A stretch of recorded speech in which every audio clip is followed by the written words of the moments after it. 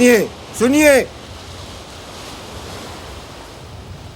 एक आवश्यक सूचना है। क्या हुआ सेनापति? आप ऐसे दौड़ते हुए क्यों आ रहे हैं? महाराज, लंकेश्वर रावण का भाई विभीषण श्री राम की शरण पाने हेतु इसी समय यहाँ पधार रहे हैं। क्या कहा? विभीषण हमसे मिलने के लिए यहाँ पर आ रहे हैं? भैया रुकिए, ये क्या? विभीषण के आने की सूचना पाकर आप उससे इस तरह मिलने के लिए अत्यधिक उत्साहित क्यों हो रहे हैं? लक्ष्मण, कोई हमसे मिलने आ रहा है और उसका स्वागत करना हमारा कर्तव्य है। यदि कोई 2 कदम आगे बढ़ेगा तो हमारा कर्तव्य है कि हम 10 कदम आगे बढ़ें। चलो चलकर हम विभीषण का स्वागत करते हैं। भैया, भक्तों से आप प्रेम करें और उनकी मनोकामनाओं की पूर्ति करें, अच्छा है, परंतु जो आया है वो हमारा मित्र नहीं, हमारे शत्रु का भाई है। तो क्या हुआ? चंदन के चारों ओर सदैव सांप लिपटे हुए होते हैं, परंतु वो अपना गुण नहीं भूलता। भैया, ये युद्ध का समय है। अगर शत्रु हमसे यहां पर मिलने आया है तो अवश्य ही वो एक गुप्तचर होगा। कहीं उसकी मित्रता कोई छलावा तो नहीं? उसकी मित्रता दिखावा हो सकती है, हमें सचेत रहना चाहिए। भाई, जैसा तुमने कहा कि हो सकता है कि वो शत्रु द्वारा भेजा गया हो, परंतु ये भी हो सकता है कि वो हमारा मित्र बनकर हमसे मिलने आ रहा हो। कुछ भी हो सकता है लक्ष्मण। और फिर तुम ही सोचो कि हम सब के एक साथ रहते हुए हमें किसी से भी किसी प्रकार का कोई संकट कभी नहीं हो सकता। और विभीषण रावण का भाई अवश्य है, किंतु उसने सदैव सदाचार का पालन किया है, इसीलिए हमें उसके आने की प्रतीक्षा करनी चाहिए। ये बताइए, वो अपने भ्राता को छोड़कर हमसे मिलने आ रहा है, कारण मेरी समझ में नहीं आ रहा, आप ही बता दीजिए। रावण की दुष्टता से तंग आकर वो हमारे पास आ रहा होगा लक्ष्मण। प्रभु, चाहे जैसी भी शत्रुता हो, किंतु कोई भी अपने भाई को छोड़कर शत्रु से मित्रता करेगा क्या? सुग्रीव, रावण असुर प्रवृत्ति का है, परंतु विभीषण नहीं है। उसे धर्म और अधर्म का पता है। वो न्याय को मानने वाला है और अन्याय से दूर रहने वाला। इसीलिए विभीषण हमारे पास आ रहा है। भयभीत होने की आवश्यकता नहीं, उसके पास हारने के लिए अब कुछ भी नहीं बचा है।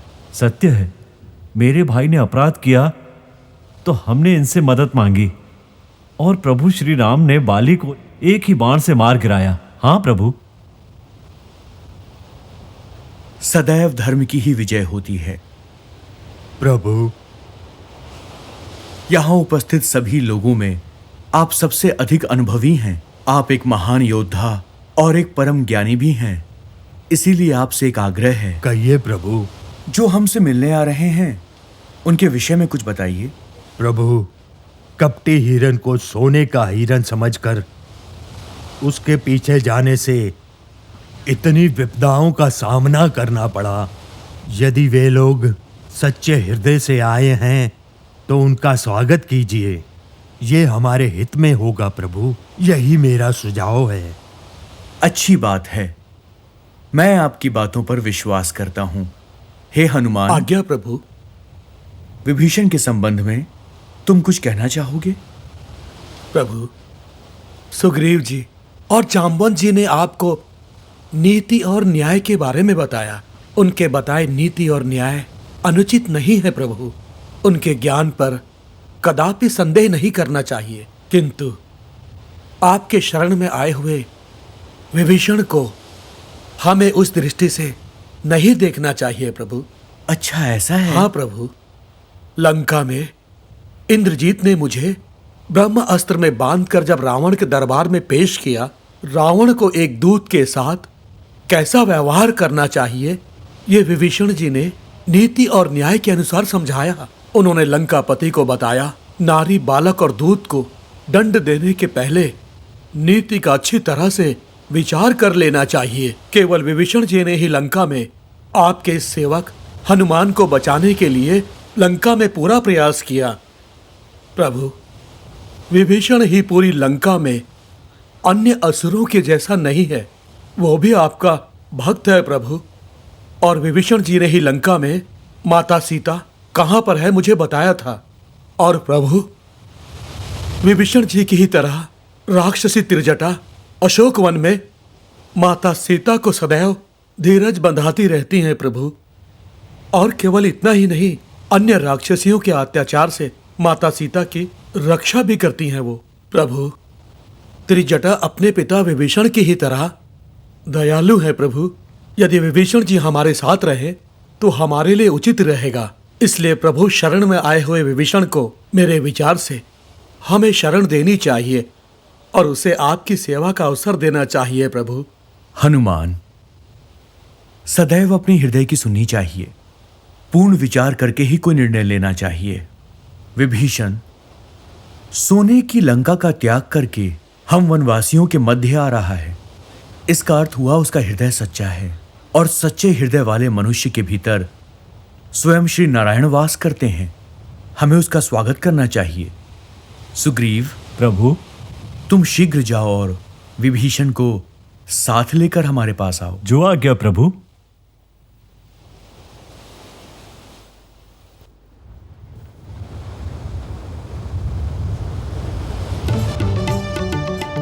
मित्र, आइए, नमस्कार।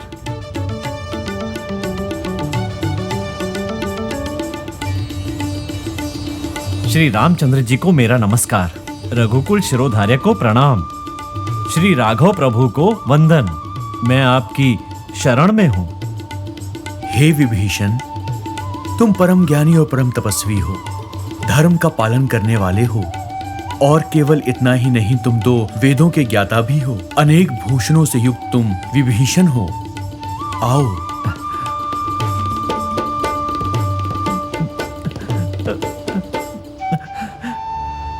राम, मेघ की तरह हैं आप। कमल के समान आंखें, सूर्य के समान तेज से चमकने वाला चेहरा। इस समय जब युद्ध की तैयारी चल रही है और मैं आपके शत्रु की ओर से आया हूं, आपने मुझ पर प्रेम दर्शाया, अपने हृदय में स्थान दिया। मैं आपकी प्रशंसा कैसे करूं प्रभु, कैसे करूं आपकी प्रशंसा।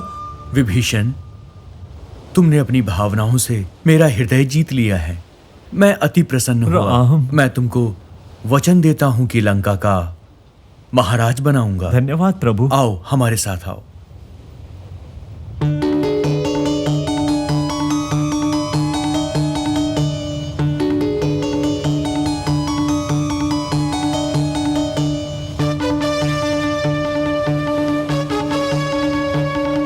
प्रभु, जब से मैं युद्ध के लिए निकला हूं, उस दिन से मेरा धनुष मुझसे कहता है कि विजय मेरी ही होगी, और आज तुम्हें पाकर मेरी जीत और सुदृढ़ हो गई है, और मैं मिलने वाली अपनी जीत को तुम्हें अर्पण करता हूं। अब अति शीघ्र मैं तुम्हें लंका का महाराज बनाऊंगा, केवल इसलिए नहीं क्योंकि तुम मेरे मित्र हो, परंतु इसलिए कि तुम एक धर्मी पुरुष हो, और मेरी इस बात का ये आकाश, ये समस्त धरती, ये समुद्र परम साक्षी हैं। आने वाले अनंत वर्षों तक जहां कहीं भी स्वामी। सत्य की बात होगी प्रभु। वहां पर विभीषण का नाम सदैव आदर से लिया जाएगा। प्रभु। राम, राम, जय राम। विभीषण, महाराज दशरथ के हम 4 पुत्र हुए हैं।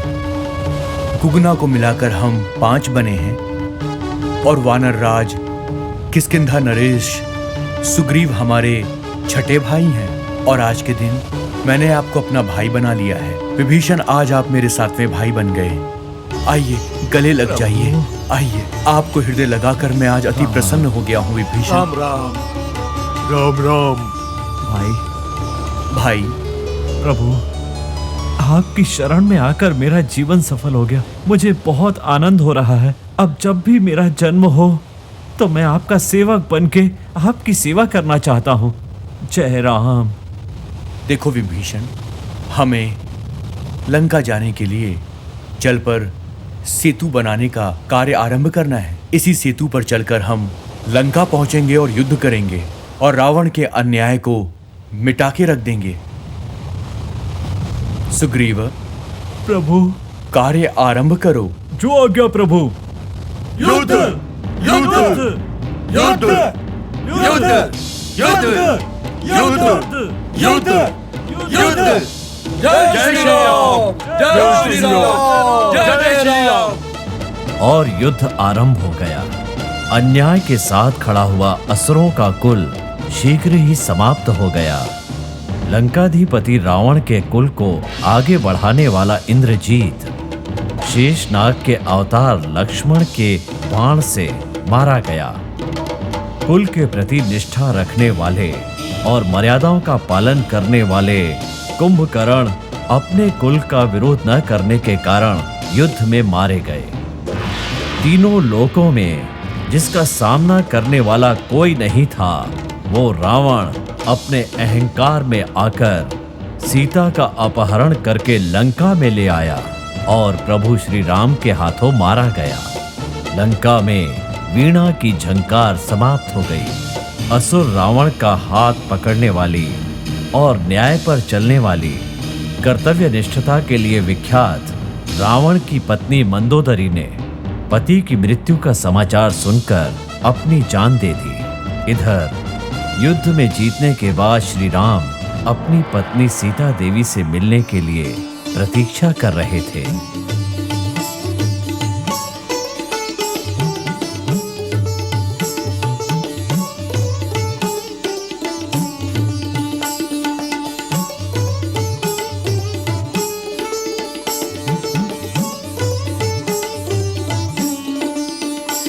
सीता, स्वामी, न्याय और संसार के नियम से तुम इस अग्नि में प्रवेश करो और सभी प्रकार की शंकाओं को समाप्त कर दो।